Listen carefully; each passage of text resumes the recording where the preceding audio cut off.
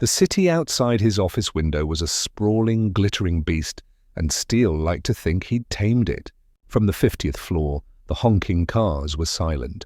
The people were invisible specks, and the world was a neat, orderly grid of power and money. He was the master of this domain, a man who commanded boardrooms with a single look and closed million-dollar deals before his morning coffee turned cold. But today the beast at his door was a far more personal, infuriating one. The last will and testament of his late grandfather. The old man, in his infinite manipulative wisdom, had inserted a final personal clause into the corporate labyrinth of his will, to inherit the company in its entirety, to truly become the unchallenged king of his empire. Steele had to be married, and not just married, but married for a minimum of 1 year. It was a sentimental, archaic trap designed to force a heart into Akist that Steele had long believed contained only cogs and wiring. He'd spent a lifetime building walls, and Noah's inheritance depended on letting someone scale them. His lawyer, a nervous man named Mr. Albright, had skewered away an hour ago, leaving behind the scent of fear and the echo of his useless suggestions. "A marriage of convenience, Mr. Steele," he'd stammered. "Discreet, legal, and terminable after 12 months. We can draw up an agreement airtight, of course." And so the machine in Steele's mind had word to life. This wasn't about love. It was a merger, an acquisition. He needed a candidate, someone who understood the transactional nature of the arrangement, someone who wouldn't get messy, emotional ideas. His network, a web of the city's most ambitious and connected people, had been discreetly tapped. The parameters were clear. Female, presentable, intelligent, enough to play the part, and most importantly, in need of something he could provide. A loophole required a key, and he was searching for the perfect one. Across the city, in a neighborhood where the streets were loud and the apartments were small, the key was currently wiping a tear from her eye, hoping it wouldn't stain the finale eviction notice she held in her hand. Her name was Rogue, a name she felt was bitterly ironic. There was nothing rebellious or daring about her life lately. It was a slow, grinding surrender to bad luck and overwhelming bills. The medical debt from her mother's long illness was an anchor, and now the rent, 3 months overdue, was the storm that was finally pulling her under. Her phone buzzed, a lifeline in the quiet despair of her tiny living room. It was Chloe, a friend from her waitressing days who had married into a different world. "Rogue, listen. I know this is going to sound insane." Chloe's voice was a rushed, excited whisper. "But I heard something through my husband's contacts. There's a man, he's powerful and he's looking for a wife temporarily. It's a business thing, a contract. The money, Rogue, the money he's offering could solve all your problems forever." Rogue laughed, a hollow, tired sound, a wife for hire. "Chloe, that's not real. That's the plot of a bad movie." "It's real," Chloe insisted, her voice deadly serious. "His name is Steele, and he's no man you say no to. I sent him your picture and a little about your situation." His assistant just called. "He wants to see you tonight." The name sent a strange chill down Rogue's spine. Still it sounded cold, unyielding, and impossibly strong. It was the opposite of everything her life was. Chaotic, fragile, and falling apart. That night, standing in front of her closet, she felt like an actress preparing for a role she'd never auditioned for. She chose the smartest dress she owned, a simple black one, and practiced a smile in the mirror. It looked more like a WS. The drive to his building was a journey into another universe. The lobby was a cavern of polished marble and silent, efficient staff who directed her to a private elevator with a keypad. The ascent was so smooth and silent, it felt like the floor had dropped away, leaving her stomach behind. When the doors slid open, she wasn't in an office. She was in a realm. The entire floor was his. A vast open space of minimalist furniture and breathtaking panoramic views of the city lights. It was beautiful and utterly soulless.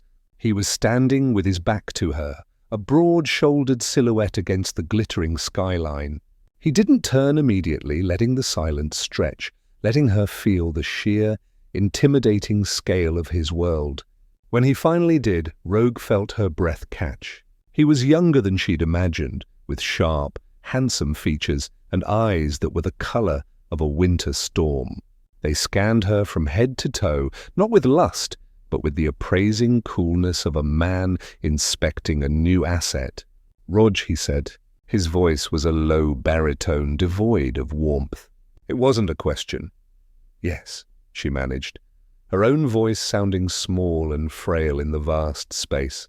He gestured for her to sit on a stark white sofa, and he took a chair opposite her, his posture perfect. He explained the situation with brutal surgical clarity. The will, the 1-year requirement, the need for a public performance of a happy marriage. He laid out his offer, a sum of money so vast it made her head spin, enough to erase her debts and secure a future she'd only ever dreamed of. In return, she would be his wife in name and appearance only. She would live here, accompany him to events, and be the picture of domestic bliss for the cameras. There would be no emotional attachments, no messy feelings. "And these," he said, picking up a thick stack of paper from the glass table between them, "are the terms, every rule, every expectation, every detail of our arrangement." He held it out to her. The document was daunting, the text dense and legalistic. She could see then number 14, printed at the bottom of the first page, indicating its length. It was a 14-inch thick stack of rules for a fake life. His stormy eyes locked onto hers, and he delivered the line that would be etched into her memory forever. His voice dropping to a soft, yet utterly ruthless warning. "You'll take all my 14 in," he said, tapping the formidable stack of paper, "or I'll send you back home." The meaning was clear. She had to accept the entire, overwhelming contract, every single clause and demand. She had to fully commit to his world and his rules. There was no room for negotiation. It was all or it was nothing. She could embrace this gilded cage, or she could return to her crumbling one. Rogue looked from his unyielding face to the document that represented a year of her life. She thought of the eviction notice, of the collection calls, of the tired hope in her mother's eyes. This was insane. It was cold. It was a deal with a man who seemed more like a force of nature than a person. But it was also a lifeline. Taking a deep, shaky breath, she reached for the pen he offered. Her hand trembled slightly, but her voice was steady when she spoke. "I'll take it." She signed her name on the dotted line, selling a year of her life to the man named Steele. The gilded cage, as Rogue had come to think of it, had its doors closed behind her with a whisper, soft click. Her arrival at Steele's penthouse with 2 small suitcases felt less like a move and more like a surrender. A uniformed house manager, a woman named Anna, whose face was a polite, neutral mask, showed her to her room. It was not a guest room. It was a suite larger than her entire old apartment, decorated in shades of grey and beige, so impeccably designed it felt like a museum exhibit titled "The Bedroom of a Stranger's Wife." The view was the same breathtaking cityscape she'd seen from the living room, but from here it felt like watching a movie she was no longer part of. The rules of the arrangement began immediately, enforced not by Steele, who seemed to have vanished into the ether of his work, but by the silent, efficient machinery of his home. Meals were prepared by a chef she never saw, appearing in the vast, cold kitchen at precise times. She was late, they were cold. The house was a temple of quiet, broken only by the faint hum of the climate control system. Steele was a ghost in his own home. She would sometimes hear the definitive thud of the main door late at night, or the low murmur of his voice on a business call from behind the closed door of his study. They were ships passing in a sea of polished concrete and expensive art. Their first scheduled interaction was a shopping trip. Steele, it turned out, had very specific ideas about how his wife should look. He did not accompany her. Instead, a stern, impeccably dressed woman named Celeste met her at a series of exclusive boutiques. Rogue was poked, prodded, and measured. Celeste would hold up a garment, her eyes critically scanning Rogue's form, and give a slight nod or a subtle shake of the head. It was a silent, humiliating ballet. Rogue felt like a mannequin being dressed for a part she hadn't learned the lines to. She was outfitted in a wardrobe of silent luxury, cashmere that felt like a cloud, silk that whispered against her skin, and dresses that cost more than her former year's rent. The clothes were beautiful, but wearing them felt like wearing a costume. She was playing the role of Rogue Sterling, wife of the formidable Steele, and she was painfully aware she was an understudy who'd been thrust onto the stage. Days bled into a week then, too. The solitude was a heavy, suffocating blanket. She tried to engage Anna in conversation, but the house manager's replies were always cordial and distant. She attempted to explore the penthouse, but every room held the same sterile perfection. There were no family photos, no knickknacks, no silly magnets on the refrigerator. It was the home of someone who existed, not someone who lived. The only sign of life was a single well-worn book on a shelf in the study, a collection of poetry that seemed so out of place it made her heart ache with a strange curiosity. She didn't dare touch it. The first test of their public performance arrived, a charity gala for the city's art museum. The night of the event, Steele finally emerged from his seclusion. He stood in the foyer waiting for her, a vision in a black tuxedo that fit him like a second skin. He looked every inch the ruthless, his expression unreadable. When Rogue walked out in her assigned gown, a deep emerald green that made her skin glow and her eyes look like jewels, she saw something flicker in his stormy gaze. It wasn't warmth, but it was a reaction, a slight, almost imperceptible widening of the eyes. It was the first crack in his icy armor she had witnessed. "You'll do," was all he said, his voice flat. He offered her his arm. It was as rigid as iron, the gala was a whirlwind of light music and sharp, assessing eyes. Steele's hand was a firm, impersonal pressure on the small of her back, guiding her through the crowd. He introduced her. "This is my wife, Rogue." The words sounded foreign on his tongue. She smiled, a bright practice thing she had rehearsed in the mirror. She made small talk, her heart hammering against her ribs. She remembered the briefing documents Celeste had provided, dropping names and referencing artists with a faint ease that surprised even her. Then came a pivotal moment. A portly, condescending board member, a man named Mr. Hemlock, cornered them. He spoke over Rogue, directing all his comments to Steele about a recent acquisition using jargon meant to exclude her. Of course, the MS wouldn't understand the complexities of hostile takeovers, he said with a patronizing chuckle. Before Steele could form what would undoubtedly have been a coldly dismissive reply, Rogue spoke, her voice sweet, but her eyes sharp. "On the contrary, Mr. Hemlock, I find the tactics quite fascinating." It's like a very expensive game of chess, isn't it? Though I've always thought the term hostile was a bit redundant. Isn't the nature of a takeover inherently assertive? She tilted her head, her smile never wavering. But what I find more interesting is the post-acquisition cultural integration. That's where most of these ventures truly succeed or fail, don't you think?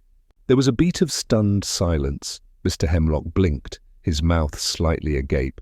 Steele, who had been about to speak, went perfectly still. His gaze on her intensified, shifting from one of mere appraisal tune of genuine, deep-seated surprise. He looked at her, truly looked at her for the first time. He saw not just a pretty face in an expensive dress, but a quick mind and a surprising spine. He recovered smoothly, his arm tightening, almost imperceptibly around her. "My wife has a keen eye for the details most men overlook," Steele said, his voice laced with a new, subtle note of pride. The conversation shifted, and Mr. Hemlock, thoroughly disarmed, soon found an excuse to wander away. The car ride home was steeped in a different kind of silence.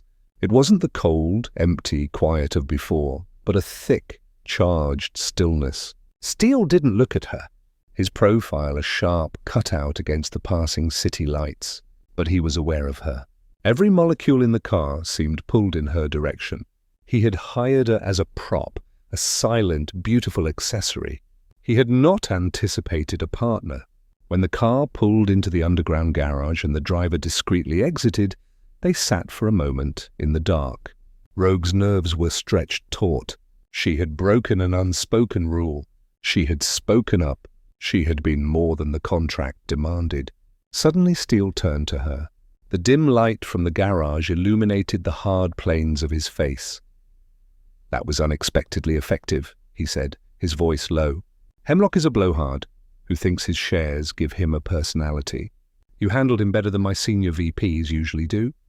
It wasn't a compliment. Not quite. It was an acknowledgement, a data point being reassessed.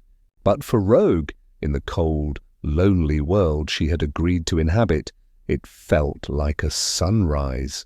She had done something right. She had impressed him. And as she looked into his eyes, seeing the first genuine spark of something beyond cold calculation, she felt a dangerous, thrilling little flame ignite within her own chest. The performance was over, but for the first time it felt like the curtain had just gone upon something real. The air in the penthouse had lost its sterile chill. It was a change as subtle as the shift in light before dawn, but Rogue felt it in her bones. The success at the gala had not been a conclusion, but a key turning a lock deep within the fortress of their arrangement. Steele no longer treated her as a piece of furniture that occasionally needed to be moved for a photo opportunity.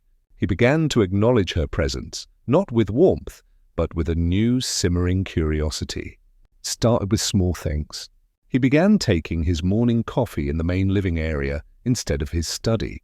He would sit in his usual chair scrolling through financial reports on his tablet, while Rogue sat on the far end of the sofa, sipping her tea and reading a book. For the first week, the only sound was the clink of her cup and the soft tap of his fingers on the screen. Then one Tuesday, without looking up from his tablet, he asked, "What are you reading?" The question was so simple, yet it startled her. It was the first time he had initiated a conversation that wasn't a directive. She held up the book, a worn copy of a classic novel she'd found tucked away in a spare room. "It was my mother's favorite," she said, her voice softer than she intended. He merely grunted in response, but the next morning he was there again. And the next, the silence between them became a shared space, not an empty one. It was a quiet understanding that they were two people occupying the same orbit, no longer pretending the other didn't exist.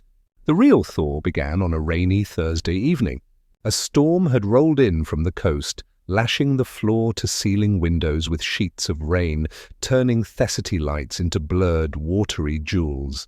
The power flickered once, twice, and then died, plunging the penthouse into a deep, velvety darkness punctuated only by the frequent flashes of lightning. The constant silent hum of the electronics vanished, leaving only the roar of the wind and the drumming of the rain. Rogue, who had been reading in her room, felt a jolt of primal fear. The vast open space of the home felt suddenly menacing. She fumbled her way out to the main living area, her heart pounding. She found Steele already there, a dark silhouette standing before the windows, watching the storm's fury. He had lit a few large candles, their flames casting long dancing shadows that made him look both more human and more like a mythic king surveying his chaotic domain. "Are you all right?" His voice cut through the dark, deeper and more present than she had ever heard it. A little startled, she admitted, wrapping her arms around herself. "It's so loud without the usual sounds." He turned from the window. In the flickering candlelight, his features were softer.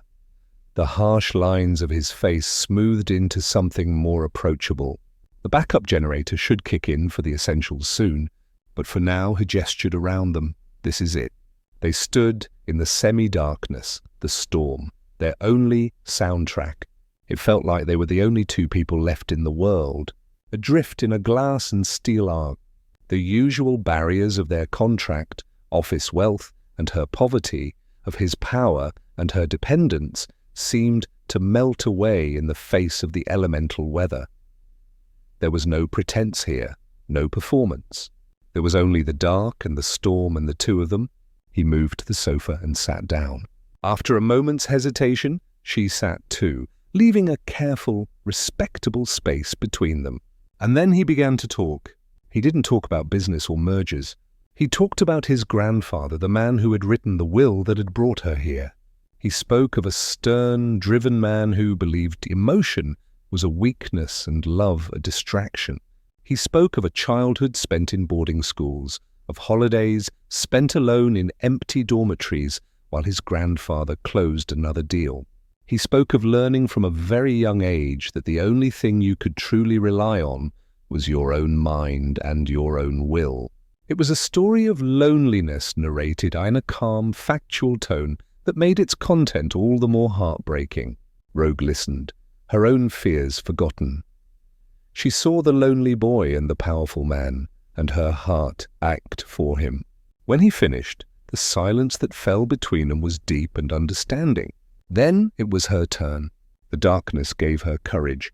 She told him about her mother, about the long, slow goodbye to illness that had drained their savings and their spirits. She spoke of the constant grinding worry of choosing between groceries and prescriptions, of the feeling of the ground constantly crumbling beneath her feet. She spoke of the shame of the eviction notices, the cold fear of having nowhere to go. She was showing him her scars, just as he had unintentionally shown her his. A flash of lightning illuminated the room, and in that split second she saw his face. He wasn't looking at her with pity or with the detached analysis she was used to. He was looking at her with a profound, startling respect. When the room plunged back into near darkness, she felt his hand cover hers on the sofa cushion. His skin was warm, his touch firm yet tentative, as if he were handling something precious and fragile. A jolt, warm and electric, shot up her arm. She didn't pull away. She turned her hand so that their palms met, their fingers lacing together in the dark. It was the first truly intimate contact they had ever shared, and it felt more significant than any kiss in a crowded room could ever have been. The lights flickered back on, the generator finally humming to life. The spell was broken. The modern world, with all its complications, rushed back in, but they didn't spring apart. They sat there for a long moment, hands still linked, looking at each other in the sudden, harsh, electric light. The man she saw was no longer just Steele, the ruthless CEO. He was a man vulnerable and real, and the way he was looking at her with a mixture of awe and a dawning fierce possession told her he was seeing her rogue for the very first time. The contract was still on the table. The 14-in stack of paper was still in his study, but in that silent, storm-lit room, it had become utterly, completely irrelevant. A new agreement, unspoken and infinitely more powerful, had just been signed between them. The world had been remade in the quiet aftermath of the storm. The penthouse was no longer a set of beautifully appointed rooms. It was a shared space charged with a new and potent energy.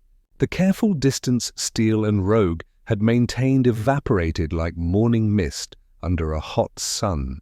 It was not a dramatic shift, but a gradual, inevitable closing of the gap, a silent acknowledgement that the lines in their contract had been blurred beyond recognition. Their mornings were no longer silent.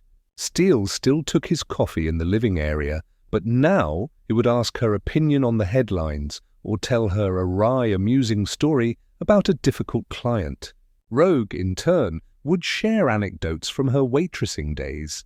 Her stories filled with a chaotic, vibrant humanity that was entirely foreign to his world of spreadsheets and boardrooms. He found himself laughing, a real unguarded sound that seemed to startle him as much as it delighted her.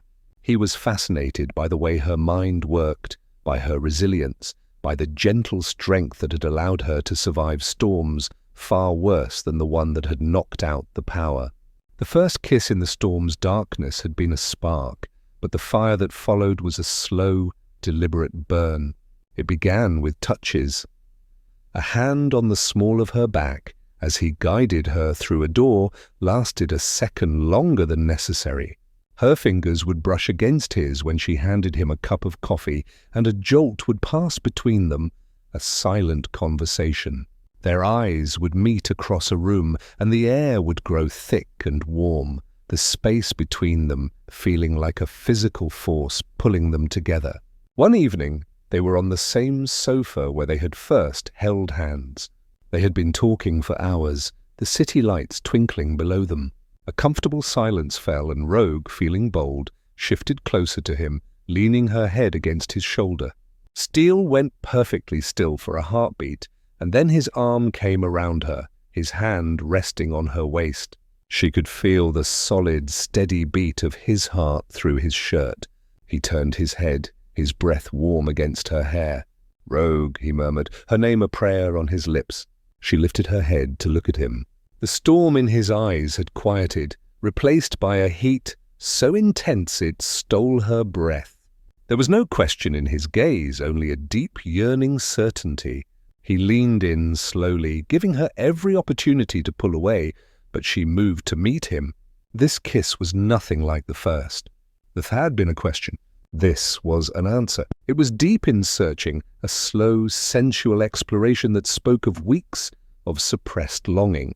It was a kiss that held all the words they hadn't yet said aloud. The loneliness, the understanding, the burgeoning, terrifying hope. His arms tightened around her, pulling her onto his lap, crushing her against the hard wall of his chest. Her fingers tangled in his hair, holding him to her as if he were her only anchor in a swirling sea of sensation. When they finally broke apart, they were both breathless. The world had narrowed to the space of this sofa, to the feel of his body against hers. Without a word, Steele stood, lifting her effortlessly into his arms. He carried her not to her sterile guest suite, but to his own room, a domain she'd never entered, a space that was all him.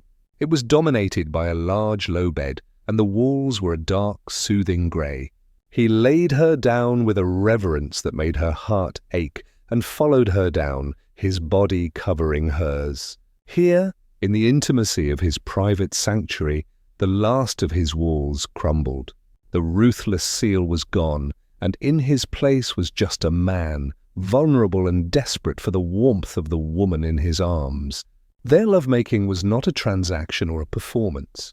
It was a slow, passionate conversation. It was a claiming and a surrender.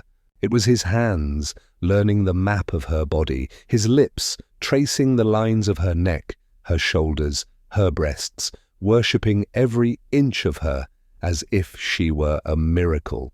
And it was her soft sighs and breathless, her own hands rediscovering the man beneath the suit, learning that the heart she had thought was made of steel beat with a wild, frantic rhythm just for her. Afterward, they lay tangled in the sheets, the moonlight filtering through the windows and painting silver stripes across their skin. His arm was a heavy, possessive weight around her, holding her close against him. The silence was profound, peaceful, and utterly complete. In the dark, his voice, rough with emotion, broke the quiet. "I love you, Rogue." The words hung in the air, simple and earth-shattering. They were not part of the deal. They were the end of it. She turned in his arms, her eyes glistening with unshed tears. She kept his face, her thumb stroking his cheek. "I love you, Steele." It was a confession, a vow, a new contract written not on paper, but on their very souls. The 14-in stack of rules in his study was now truly, completely worthless. A new law governed them, one written in the language of tangled limbs, shared breath, and a love that had been forged in the most unlikely of fires. The penthouse was no longer a cage. It had become a home, and their marriage of convenience had become the most real thing either of them had ever known. The final month of the contractual year arrived not with a sense of an ending, but with a quiet, therming anxiety that settled deep in Rogue's bones. The love that had blossomed between them in the shadow of their deal was now a magnificent, sprawling thing, filling the penthouse with a warmth that had once seemed impossible.